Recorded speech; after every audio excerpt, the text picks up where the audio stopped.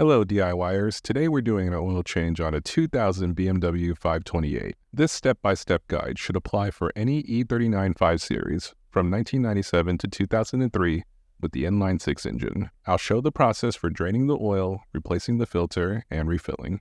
If you're just looking for a torque spec or an oil capacity, all that info is on the screen now and will be in the description below too. If you found that helpful, I hope you'll take a moment to like and subscribe to help out the channel. And check out my other car guides too. Okay, let's get going with the oil change. The oil cap is located here, and to make things easy, the oil filter housing is here as well. For later, here's the dipstick too. Usually I check the oil level before draining, but as you can see, this was a shop car and things were moving quickly.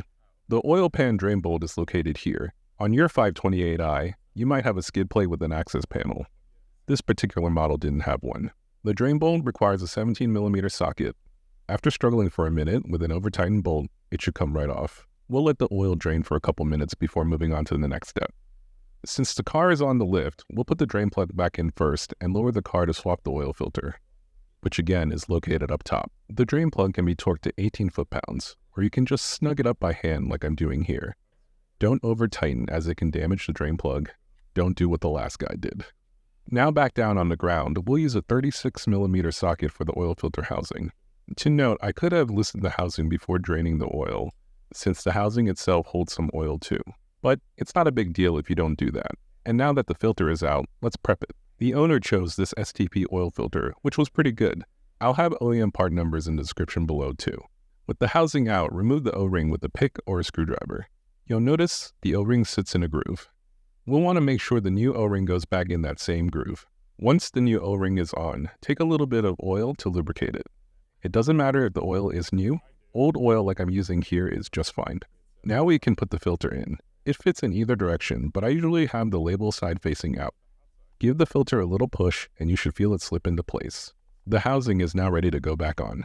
Keep an eye on the O-ring as it squishes into place. You can see why a little lubrication can help the O-ring seat properly. The torque spec for the housing is also 18 foot-pounds, but hand tight is all you need for a housing like this. Over-tightening just risks damaging the plastic housing. For the oil, the owner chose a Mobil 1 high-mileage synthetic in 5W30 weight. I do recommend high-mileage blends for high-mileage cars. These blends tend to have additives that help condition rubber parts like gaskets. Now we're ready to add the oil in. The 528i 6-cylinder engine requires 6.9 quarts of oil. We're going to pour 6.5 quarts of oil first to account for the oil that was still in the filter housing we didn't fully drain. With that done, we'll start the car up so that the oil can circulate and soak into the new filter. Then a couple minutes after shutting down the engine, we'll check the dipstick. The oil level looks good, so I think we'll stop there.